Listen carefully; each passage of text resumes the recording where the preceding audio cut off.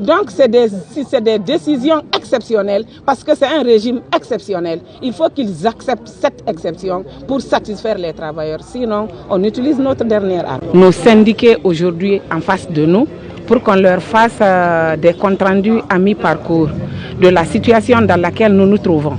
Il ne faut pas se voiler la face. Depuis bientôt 2 mois, nous sommes autour de la table de négociation tripartite entre le patronat, le gouvernement et le syndicat. Il se trouve qu'autour de cette table de négociation, nous avons au minimum 8 représentants de l'éducation. Je ne veux pas faire une différence, mais c'est mon secteur, c'est pourquoi ce secteur-là me préoccupe à plus d'un titre. Vous avez suivi ici au cours de l'Assemblée générale les différents comptes rendus qu'on vous a fait par rapport à ce qui prévaut autour de la table. Et ce qu'il faut comprendre ici, nous avons démarré d'abord par les préalables. Ces préalables se situaient autour de 2 ou 3 points, on vous les a expliqués tout à l'heure. Il est question de résoudre ce problème-là avant d'aller aux négociations proprement dites. Ces préalables, nous avons signé un procès verbal. Dans ces préalables, ce qui nous préoccupe de plus, parce que c'est des acquis qu'il ne faut pas négliger, c'est la situation de nos jeunes enseignants contractuels. Ils sont plus de 19 000. Il ne faudrait pas que, avec ce manque criard que nous avons sur le terrain, que le gouvernement néglige cet aspect. Nous, de l'intersyndicale de l'éducation, présents autour de cette table de négociation, ce n'est pas parce que nous négligeons les autres points, mais le point crucial, c'est comment engager ces jeunes à la fonction publique. Madame, le deuxième élément, c'est aussi la revendication proprement dite.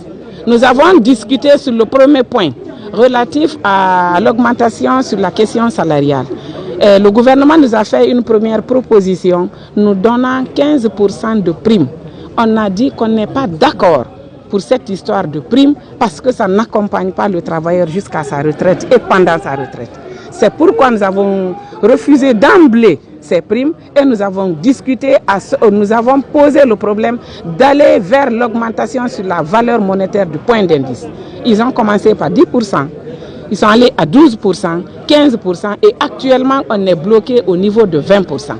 Nous avons demandé 100%, ils sont à 20%, nous sommes descendus nous aussi jusqu'à 95 ou 90% parce qu'en technique de négociation, quand une partie fléchit, il faut que l'autre partie aussi fléchisse. Mais notre objectif, c'est d'avoir le maximum, même si nous n'avons pas les 100%, mais qu'on ait le maximum possible pour sortir les travailleurs guinéens et les retraités dans la précarité.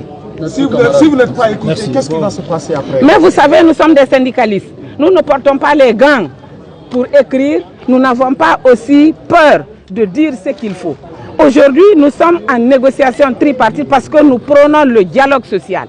Ce dialogue social-là va en droite ligne avec les préoccupations du mouvement syndical.